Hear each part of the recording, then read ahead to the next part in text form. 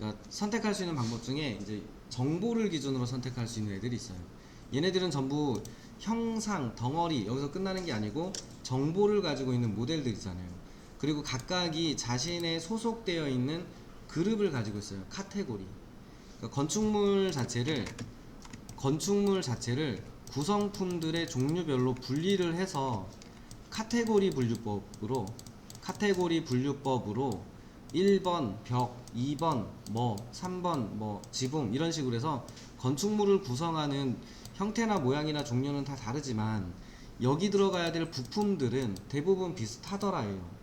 그래서 그 부품들의 그룹을 지정해 놓은 건데 그걸 카테고리 분류법으로 분류를 해 놓은 거예요. 그래서 걔네들을 활용해서 선택하는 방법도 있습니다. 혹시 기억나실 어떤 건지 혹시? 괜찮습니다. 그럴 수 있습니다. 그냥 선택을 해요. 필터입니다. 필터를 하시면 기본적으로 카테고리별로 선택을 할 수 있게 되죠. 카테고리별로. 그래서 모두 선택 안함, 이 중에서 가구만 선택하겠음, 이런 식으로 카테고리에 해당하는 애들만 선택하는 게 가능해요. 근데 당연히 이런 류의 작업은 여기저기 많이 쓰일 겁니다. 예를 들면 뭐 1층에서 내가 벽체만 선택해서 뭔가를 확인하고 싶다, 아니면 이 3D 건축물에서 벽체만 선택해서 뭔가를 뭐 확인하든지 추가 편집 작업을 한다든지 하면 벽만 이렇게 선택할 일이 분명히 많이 있습니다. 이렇게 해서 선택할 일이 많이 있어요. 벽들의 관계를 확인해야 된다, 이런 일은 분명히 많아요. 아니면은 뭐 요 안쪽에 배치되어 있는 가구들만 좀 떼내고 싶다 그러면 당연히 와서 케이스워크만 보고 싶다, 이렇게 특수시설하고, 그러면 얘네만 적용해서 따로 떼내면 확인하기 쉽게 나오죠. 그래서 이런 경우는 분명히 많이 있어요. 아니면 이런 것도 있겠죠. 선택된 요소들을 중심으로 카테고리를 기준으로 뭐 가구나 케이스워크나 이런 거를 선택한 다음에 걔네들 기준으로 잘라서 이렇게 보는 경우도 많이 있겠죠. 이거는 저희가 그 아이소메트릭 뷰 같은 거 할 때 벽체 기준으로도 많이 선택을 하는데, 지금처럼 이런 데 있는 가구들 기준으로 선택해서 잡으셔도 빠르게 잡을 수 있어요. 그렇기 때문에 카테고리별로 선택할 수 있다. 이거는 굉장히 많이 활용할 만한 정보입니다.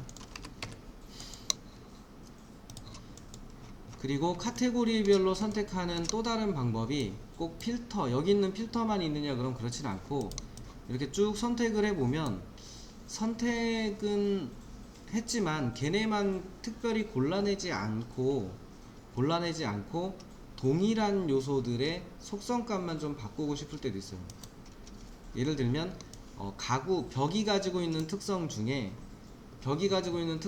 어떤 값을 동일하게 바꿔야 될 때가 있는데, 그럴 때는 이 특성창에 있는 얘네를 쓰는 것도 괜찮습니다. 현재는 여러가지 애들이 183개가 선택됐다라는 뜻인데, 공동으로 가지고 있는 데이터들이 여기에 보여지는 거거든요. 그러니까 해설이나 마크가 지금 다양함이라고 되어 있는데, 마크 값을 지금 제가 A라고 넣는 순간에 183개의 동시에 마크에는 A라고 들어가요. 근데 얘를 만약에 제가 벽을 선택하고 보면은 벽이 가지고 있는 데이터를 보여주죠. 105개가 벽이거든요.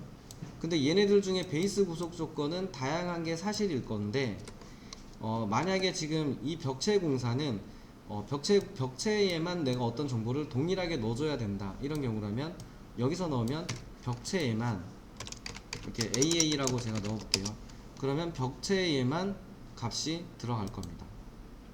그래서 한번 해볼게요. 필터로 모두 선택 안하고 벽만 선택해서 보면은 이렇게 해서 분리해서 보면은 벽에는 전부 같은 값이 들어가죠. 얘를 살짝 응용하면 이런 것도 가능해요. 1층에 있는 마감벽을 제가 골랐다고 칠게요. 이렇게 안쪽에 있는 이제 선택하기 추가 제거를 통해서 1층에 있는 마감벽만 이렇게 선택을 했어요. 마감벽체만 선택했는데 1층에 있는 마감 벽체들의 높이는 전부 동일해야 되죠. 제가 동일하게 잡았다면, 그래서 이런 경우는 여기에 있는 벽을 잡고 보면은 베이스 조건이 동일한지를 확인할 수 있죠. 근데 이 중에 하나가 만약에 FL로 되어 있다 그러면 잘못된 거죠. 그러면 동시에 바꿔주면 된다는 얘기인 거죠. 그리고 베이스 간격이 전부 0이어야 되는데 여기 값이 뭐 다양함 이렇게 나왔다는 얘기는 어딘가 하나 값이 지금 잘못 올라가 있다는 얘기예요. 그럼 당연히 0으로 바꿔주면 되겠죠. 이렇게 해서 나중에 수정할 때 상당히 용이해요. 또는 상단 구속을 저희가 전부 반자 높이로 합시다 라고 했는데 얘가 반자 높이가 아니고 다양함 이렇게 뜬다면 반자 높이로 바꿔주면 1층에 있는 모든 벽체를 동시에 조절할 수 있겠죠. 그래서 이게 카테고리별로 선택을 할 수 있다는 것 자체가 상당히 이점이 되는 경우가 많거든요.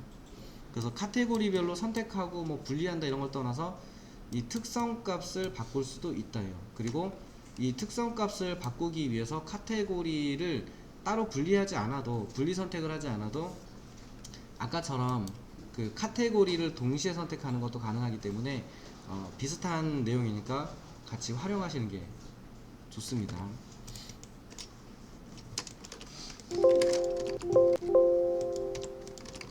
그래서 얘 꼭 써보세요.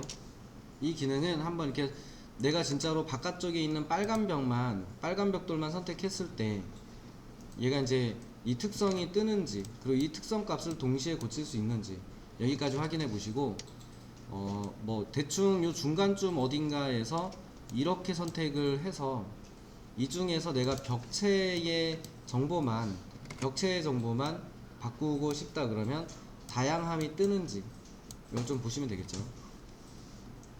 두 번째로는 특성창에 뜨는 걸 이용해서 카테고리별로 뭔가를 할 수도 있다 이렇게 되고요.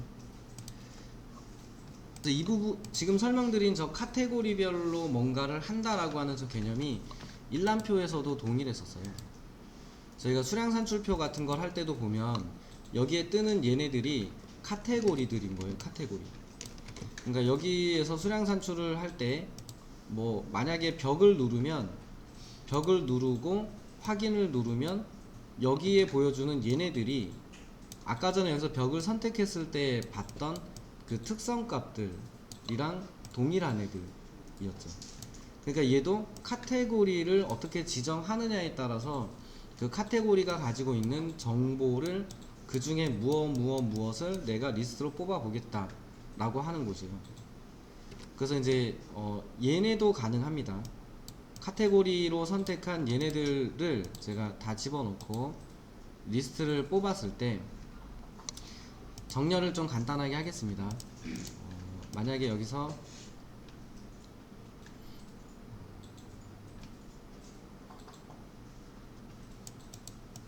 정렬을 뭐 구조재료의 종류로 해볼게요.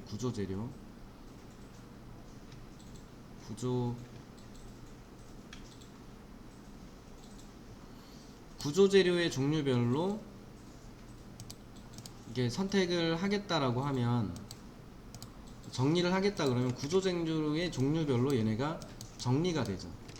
근데 얘네들은 단독으로만 쓸 수 있는 게 아니고 선택을 할 때도 쓸 수 있었죠. 그러니까 구조재료가 철근 콘크리트인 애만, 구조재료가 시멘트 모르타르가 포함된 애들만, 이런 식으로. 그러니까 일람표를 활용하시면 카테고리 안에 있는 정보 단위별로 리스트를 만들면서 선택하는 것도 가능해요. 그러니까 일람표도 저희가 작업할 때 미리미리 좀 만들어 놓고 쓰시면 작업하는 동안에도 도움이 많이 돼요. 요렇게 쓰는 것도 있으니까 좀 봐두시고, 뭐 이렇게 선택하면 전체 선택되겠죠. 네.